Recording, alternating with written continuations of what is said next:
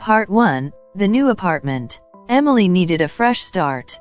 After ending a long relationship and leaving a stressful job in the city, she packed up her life into a few boxes and moved to a quiet town she had never even heard of until she saw the listing. The ad said, "Charming, sunlit apartment above a bakery. Historic. Peaceful. Perfect for someone starting over." That sounded like exactly what she needed. The apartment was old, with creaky wooden floors, tall windows that let in the morning light, and the warm scent of bread rising from below. The walls were painted in soft creams and faded greens. But there was one strange thing. There were mirrors in every room. Big, tall ones. On the hallway wall, above the fireplace, even on the wardrobe doors. Emily assumed the landlord must have been fond of decorating with mirrors. Maybe to make the small apartment feel bigger. She didn't mind at first. In fact, they gave the place an old, vintage charm. But on the first night, as she moved around unpacking, she kept catching her reflection, and sometimes, for just a second, she thought she saw something else move in the mirror. Something she didn't remember doing. A blink. A twitch. A small movement. Then it was gone. She laughed it off. She was tired. She hadn't slept properly in weeks. The next day, feeling a little lonely in her new town, she went to the animal shelter. There, in the far corner of the room, was a quiet little cat. Black and white. With enormous yellow eyes and a tiny scar on its ear. It didn't meow. It didn't try to play. It just looked at Emily. Calm and still. She adopted her on the spot. Emily named her Mina. That night, as they sat together in the living room, something strange happened. Mina wandered down the hallway and stopped in front of the large mirror. She stared into it. Her tail swayed slowly. Then suddenly, she hissed loud and sharp. Her back arched. Fur bristled. Then she lunged. Full force. Right into the glass. The sound of her tiny body hitting the mirror echoed through the hallway. Emily rushed over. "Mina? What are you doing?" The cat backed away, still staring at her reflection, growling low in her throat. Emily laughed nervously. "It's just a mirror, silly cat. It's just you." But Mina didn't stop staring. Even after Emily picked her up and carried her back to the sofa, she kept glancing back toward the hallway mirror. Emily didn't say it aloud, but something inside her agreed with Mina. Something about the mirrors didn't feel right. Part 2. Broken glass. It wasn't loud, just a sharp crack, like something falling and breaking on tile. She rubbed her eyes and sat up in bed. It was still dark outside. Mina wasn't beside her like usual. She got up and walked down the hallway. Her heart sank. The big mirror on the hallway wall was shattered. Thick shards of glass covered the floor like dangerous ice. Right in the middle of the mess sat Mina, trembling under a small table, her paw lifted off the ground. Emily gasped. "Oh no, Mina." She carefully picked her up, stepping around the sharp glass. Mina's front paw was bleeding. Not badly, but enough to leave little red prints across the floor. Emily washed the wound gently in the sink, wrapped it with soft gauze, and placed Mina on a warm blanket. The cat didn't fight her. She was quiet, but her eyes were still locked on the hallway, where the mirror had been. Emily cleaned up the glass and texted her landlord to explain what happened. His reply came a few minutes later. It was short and surprisingly cold. "That mirror was original to the unit. Please avoid damaging the others." "No, is the cat okay?" "No, are you all right?" Emily frowned. Something about that reply felt wrong. She shrugged it off, trying to focus on Mina, who was now curled up, sleeping beside her. Later that day, Emily walked into the bedroom to find Mina sitting on the floor again, this time staring at the tall mirror on the closet door. The cat didn't hiss or growl this time. She just stared, eyes wide, body tense. Emily slowly walked over and stood behind her. She looked into the mirror. Her own reflection looked back, as expected. But for a second, just a second, she thought she saw a flicker behind herself. Like a shadow moving in the corner of the room. She turned around fast. Nothing. She looked back at the mirror. Her reflection blinked. Nothing unusual. Emily shook her head. Get a grip, she whispered to herself.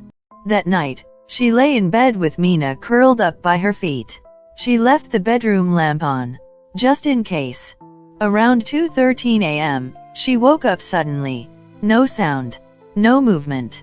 Just an overwhelming feeling of being watched. She sat up and looked across the room. The mirror on the closet door had fogged, from the inside. Emily stared at it. Her breath caught in her throat. As she watched, a faint smudge like the shape of a hand appeared on the inside of the glass. Then it slowly faded away. Mina sat up suddenly, ears flat, tail flicking. She leapt off the bed and ran from the room. Emily didn't sleep the rest of the night. Part 3. The camera. Emily was tired, not just from lack of sleep but from the feeling that something was wrong. Every night felt heavier. Every mirror in the apartment seemed colder. Mina no longer played or purred. She spent most of her time hiding in corners or staring at mirrors with wide, silent eyes. Emily knew she had to do something. So that morning, she decided to record the bedroom. Not herself but the mirror. She propped up her phone on a stack of books, camera aimed directly at the closet mirror, and pressed record before going to bed. That night, the room felt colder than usual. She wrapped herself in 2 blankets, but it didn't help. At exactly 2:13 a.m., she woke up again. No sound. No reason. Just, alert. Wide awake. The mirror was there. Still and clear. She couldn't see anything wrong. But Mina, from the foot of the bed, was growling quietly. Emily didn't sleep again until dawn. In the morning, with trembling fingers, she picked up her phone and watched the video. For the first 2 hours, nothing. Just stillness. Then at 2:13 a.m. Mina jumped down from the bed and walked to the mirror. She sat in front of it, ears flat, completely still. Then it happened. The mirror surface seemed to ripple, like water when a stone is dropped. Just for a second. Emily leaned closer to the screen. A dark shape began to form. Tall.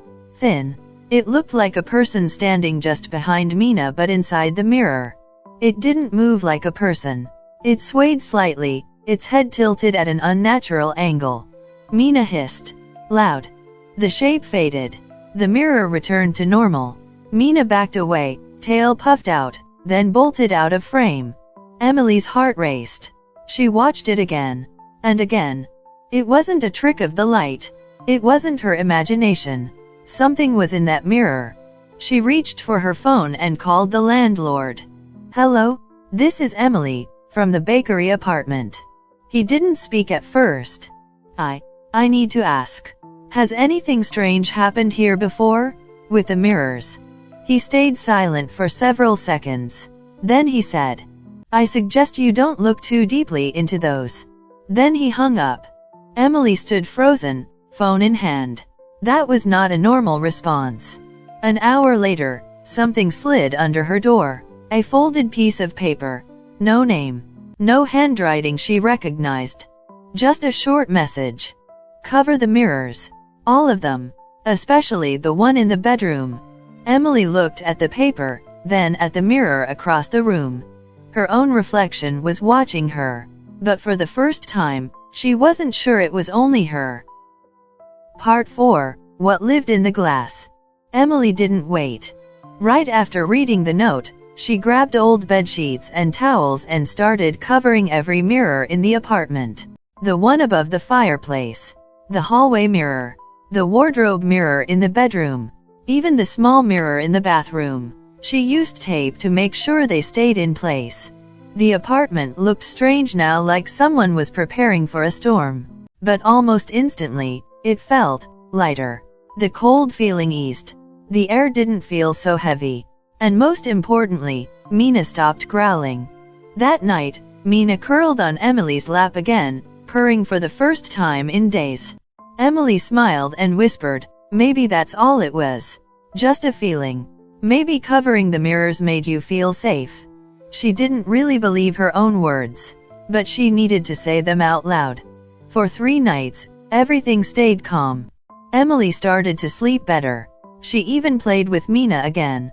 She almost forgot the strange video and the landlord's warning. Until she forgot to cover the bathroom mirror. It happened on the fourth night.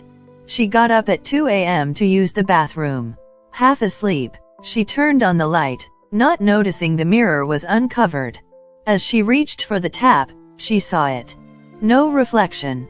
Her hand, her face, nothing appeared in the mirror. She froze. Then, slowly, something did begin to appear. But it wasn't her. It was a woman. Pale skin. Long black hair.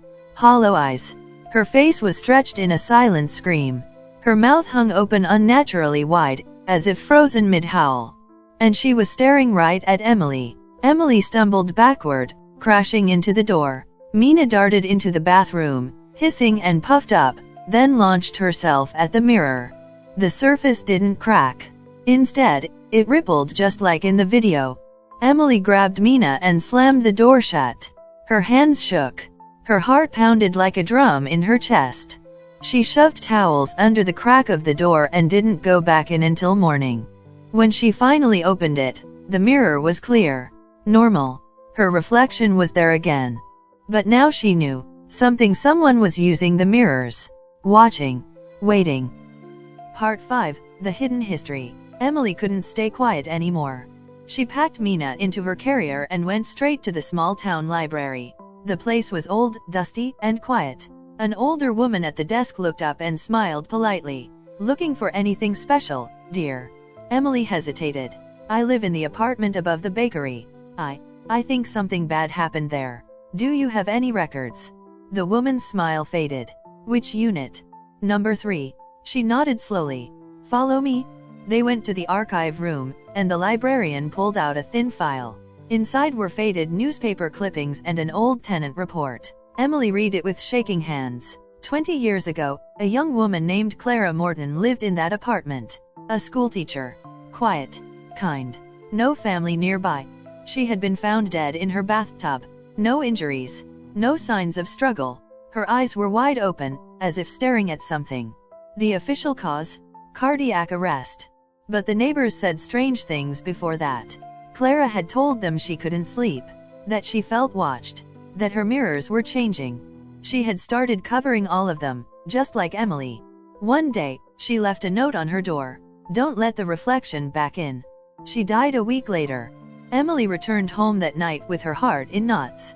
She carried Mina inside and looked around the apartment at all the covered mirrors, the silence, the shadows. The next morning, she called a moving van. She couldn't stay there another night. Before leaving, she looked at the bedroom mirror one last time, still covered in an old sheet. She didn't lift it. She didn't want to. 2 weeks later, she was living in a new apartment across town. No mirrors. Not even a bathroom one. Mina was happy again, purring, playful, curious. Then one morning, as Emily stepped outside to check the post, she found a small box on her doorstep. No name. No return address. Inside the box was the mirror from the bedroom. And a note. "You took her with you." Emily dropped the box, heart racing. The glass inside didn't break. She could hear it vibrating slightly, as if something was breathing behind it. That night, at exactly 2:13 a.m., Mina stood at the corner of the room staring at the wall where no mirror hung, and growled. Thank you for joining us on this emotional journey through this wonderful tale. If this story touched your heart, please give it a thumbs up, share it with someone who loves mystical tales. And don't forget to subscribe to The Real Furry Stories for more unforgettable stories of love, loss, and the bonds that never die. Until next time, may your lanterns always stay lit. Hearty goodbye. Hearty goodbye.